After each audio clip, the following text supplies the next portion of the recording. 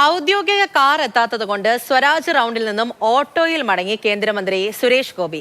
വാഹനം പാർക്ക് ചെയ്തത് വടക്കനാഥ ക്ഷേത്രത്തിനകത്തായിരുന്നു.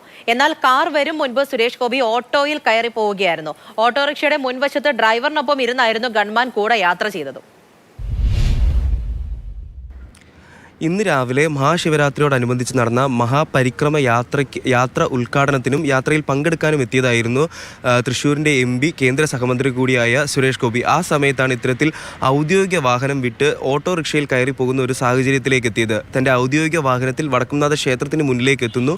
അവിടെ നിന്നും പരിക്രമ യാത്രയ്ക്കൊപ്പം സഞ്ചരിക്കുന്നു. യാത്ര കഴിഞ്ഞ് തിരിച്ചു വരുന്ന സുരേഷ് ഗോപി ഈ യാത്രയിൽ കൂടെ ഉണ്ടായിരുന്നവർ അമ്പലത്തിലേക്ക് പ്രവേശിക്കുന്ന സമയത്ത് സുരേഷ് ഗോപി മാത്രം പുറത്തു നിൽക്കുകയായിരുന്നു.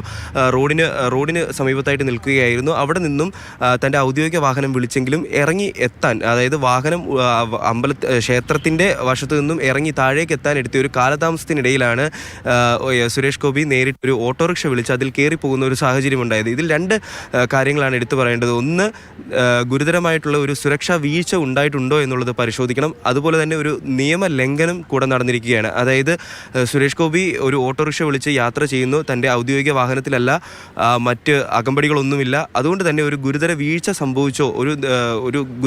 സംഭവിച്ചോ എന്നുള്ളത് പരിശോധിക്കേണ്ടത് അനിവാര്യമാണ്.